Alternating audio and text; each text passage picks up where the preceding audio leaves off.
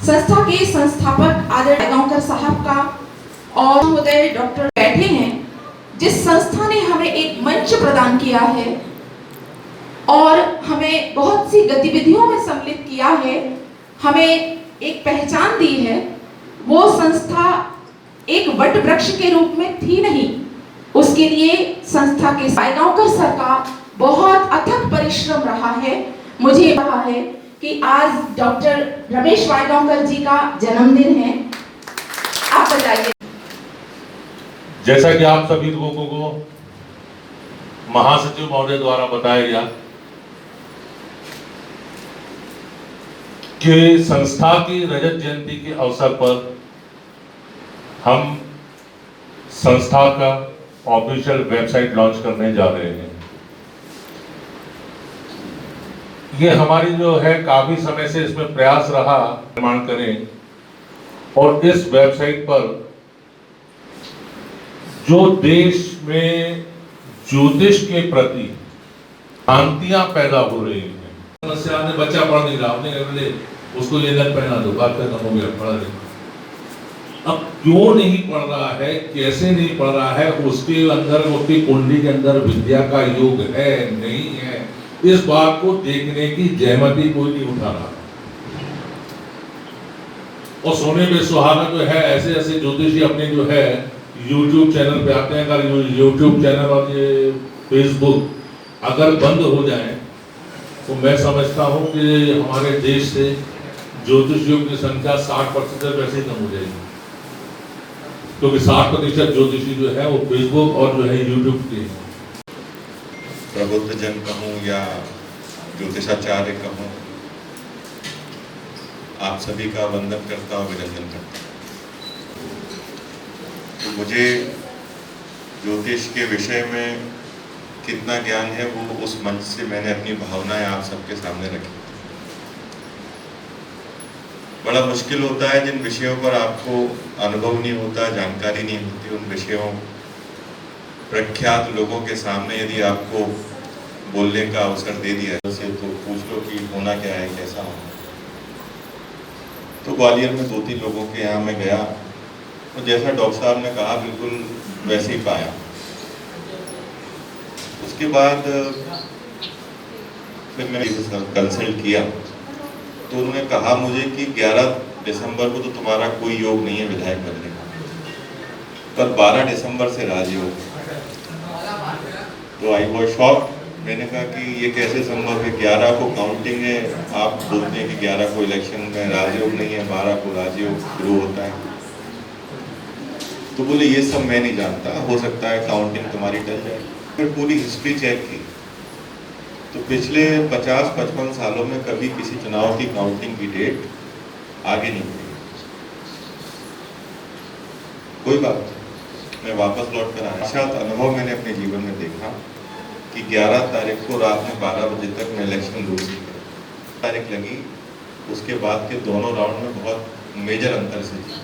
विश्व की बड़ी बड़ी घटनाओं में ज्योतिषाचार्यों का अपना एक बड़ा योगदान है।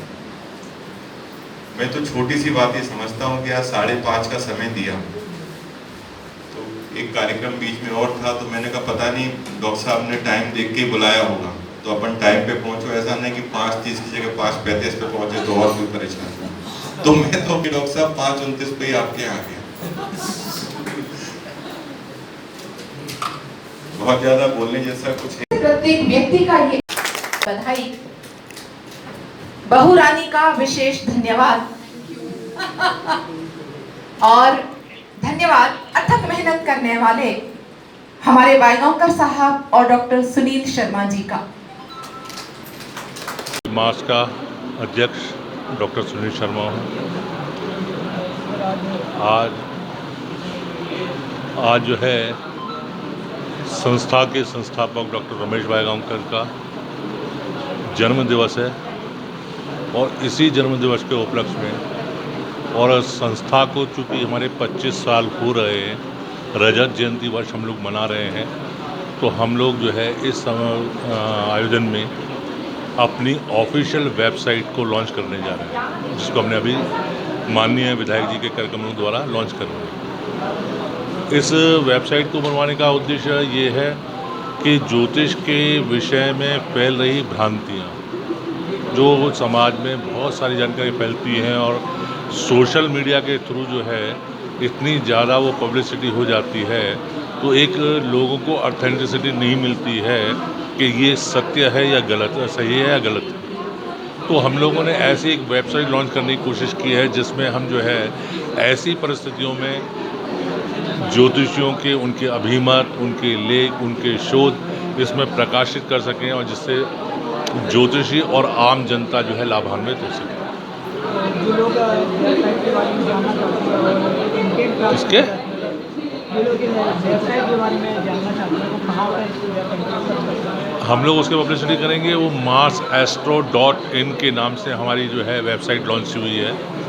इसमें हमारे ज्योतिषियों के पैनल रहेंगे, विद्वान ज्योतिषी रहेंगे। अगर आपको परामर्श लेना है तो आप उनसे संपर्क कर सकते हैं। उनके फ़ोन नंबर, उनकी डिटेल जो है हम उसके अंदर डालेंगे।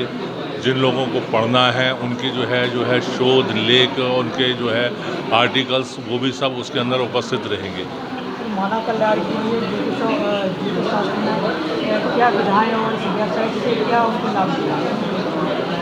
देखिए, ज्योतिष की विधाओं से जैसे लोग कई ऐसे ज्योतिषियों के पास जाते हैं जो कि आपके समस्याओं का समाधान कर ही नहीं सकते। अधिकांशतः ज्योतिषी जो है जो फेसबुक पर और जो है उस पर आते हैं, आपके सोशल मीडिया पर, वो कितना ज्योतिष करते हैं या कितना जानते हैं या कौन सी विधाओं से करते हैं, आदमी उसको नहीं जान पाता। जैसे हम लोग बीमार होते हैं, अगर कान में दर्द होता है तो ENT स्पेशलिस्ट के पास जाते हैं, पेट में दर्द हुआ गैस्ट्रोलॉजिस्ट के पास जाते हैं, हार्ट में होते हैं तो हार्ट स्पेशलिस्ट के पास जाते हैं। ऐसे ही प्रकार से ज्योतिष के भी अलग अलग स्पेशलिस्ट होते हैं। तो ऐसे ही लोगों से जो है कौन सा किस चीज़ का स्पेशलिस्ट है, आपको किससे संपर्क करना चाहिए, किससे नहीं करना चाहिए, तो ये सारी जानकारी भी हम उसके अंदर जो है आपको अवेलेबल कराते हैं।